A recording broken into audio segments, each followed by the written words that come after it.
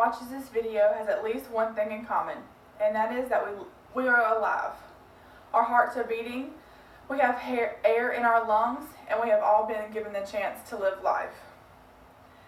My name is Jessie Spillers, and today I'm going to tell you about how millions of lives that were never given the chance to live and how abortion is inhumane.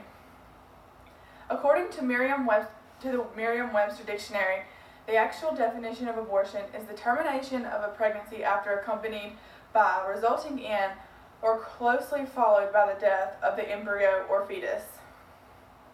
In the United States, abortion was practiced until about 1880, by which time most states had banned it except to save the life of the women. Anti-abortion legislation was a part of a backlash against the growing movements from suffrage and birth control, an effort to control women and confine them to a traditional childbearing role. Okay, my first point is the dangers of the abortion procedure to mothers. 6 studies of legal abortions performed by modern methods similar to those in the United States report definite increased relative risk for prematurity and low birth rates when the woman becomes pregnant again. Studies which compare women without abortions to those with a past history of abortion showed relative risk in the abortion group of 1.3 to 1.67 for a low birth weight baby and a 1.61 to 5.3 for a premature delivery. In studies comparing women with previous legal abortions to those with previous miscarriages, the relative risk for a premature birth was 1.9 to 2.5 times greater in the abortion group. The neonatal intensive care units across the country are filled with babies whose mothers have had previous abortions. Abortions may lead to a doubled risk of getting breast cancer in women who have also had an abortion. According to the Elliott Institute, abortions can also increase the risk of getting cervical, ovarian, and liver cancer, a risk which increases with each subsequent pregnancy. This is likely due to the disruption in natural hormones changes that occur with pregnancy. On to my next point. Pro-choice people think it's actually more responsible to have an abortion if the mother knows that she cannot take care of the child. According to the premier online debate website, 75% of people voted that abortion is a very selfish act. Women have the choice to practice safe sex. Both women and men know that going into sex, the outcome of becoming pregnant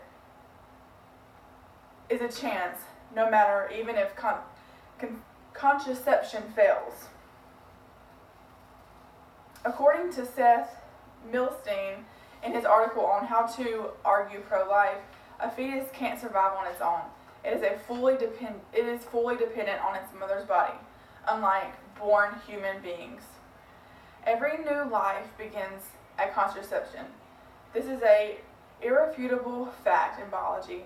It is true for animals and true for humans, which consider, alongside the law of biogenesis, that even species reproduce after its own kind. We can draw only one conclusion in regards to abortion.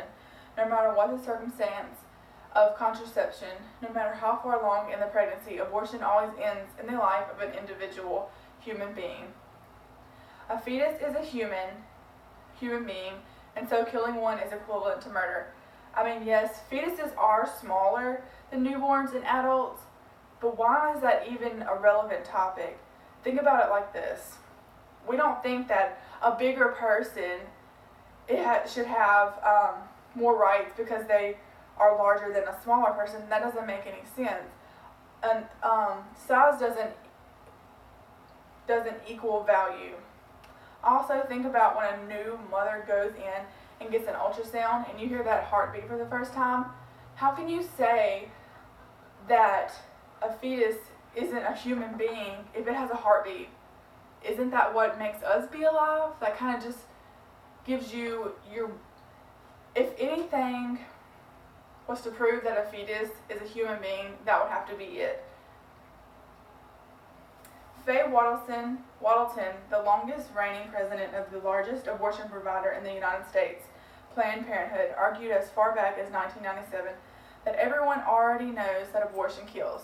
She proclaims that following an interview with Miss Magazine, I think we have deluded ourselves in believing that people don't know that abortion is killing. So any pretense that abortion is not killing is a signal of ambivalence,